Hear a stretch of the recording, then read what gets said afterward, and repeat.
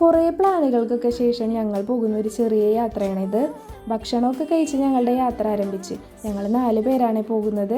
ഇടുക്കി ജില്ലയിലെ തൊടുപുഴയിൽ നിന്ന് ഒരു 30 കിലോമീറ്റർ മാറി വണ്ണാപ്പുറം പഞ്ചായത്തിൽ സ്ഥിതി ചെയ്യുന്ന അതിമനോഹരമായ കാറ്റാടിക്കടവ് വ്യൂ പോയിന്റിലേക്കാണ് ഞങ്ങൾ പോയത്. ഇതൊരു ട്രക്കിംഗ് ഏരിയ ആണ് കേട്ടോ. 2 കിലോമീറ്റർ അതിനോ മുകളിലോ ഉണ്ട് ട്രക്കിങ് ചെയ്യാനായിട്ട്.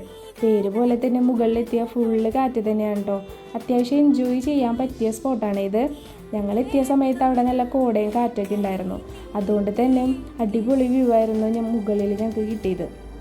ട്രക്കിങ് ഇഷ്ടപ്പെടുന്നവർക്ക് പോകാൻ പറ്റിയ സ്ഥലമാണ് കേട്ടോ കാറ്റാടിക്കടവ്. എല്ലാവരും പോകുമ്പോൾ സേഫായിട്ട് വേണം പോകാൻ. അട്ടയൊക്കെ ഉണ്ടാവും, കൂടാതെ വെള്ളം കയ്യിൽ കരുതണം. പുറത്തൊരു കട മാത്രമേ ഉള്ളൂ, ഉള്ളിലോട്ട് കടകളൊന്നും ഇല്ല അവിടെ. ട്രക്കിംഗ് ഒക്കെ കഴിഞ്ഞ് ഒരു ചായ കുടിച്ചതിന് ശേഷം ഞങ്ങൾ അവിടെ നിന്ന് ഇറങ്ങി. നേരെ പോയത് 11 കിലോമീറ്റർ ദൂരമുള്ള ആനയാടിക്കൂത്ത് വെള്ളച്ചാട്ടത്തിലേക്കാണ്. തൊടുപുഴയിൽ നിന്നാകുമ്പോൾ ഒരു 18 കിലോമീറ്റർ ദൂരമുണ്ട് കേട്ടോ. അവിടെ എത്തി കുറച്ച് നടക്കാനുണ്ട്. ഈ നടപ്പ് മാത്രമല്ല കേട്ടോ, പാറയുടെ മുകളിൽ കൂടി കയറി ഇറങ്ങിയാൽ അത് കഴിഞ്ഞാൽ നമ്മൾ വെള്ളച്ചാട്ടത്തിലേക്ക് എത്തും. ഫാമിലി, ഫ്രണ്ട്സ് എന്നിവരുടെ ഒപ്പം ഇത്രയും സേഫായിട്ട് അടിച്ചു പൊളിക്കാൻ പറ്റിയ കിടിലൻ സ്പോട്ടാണിത്.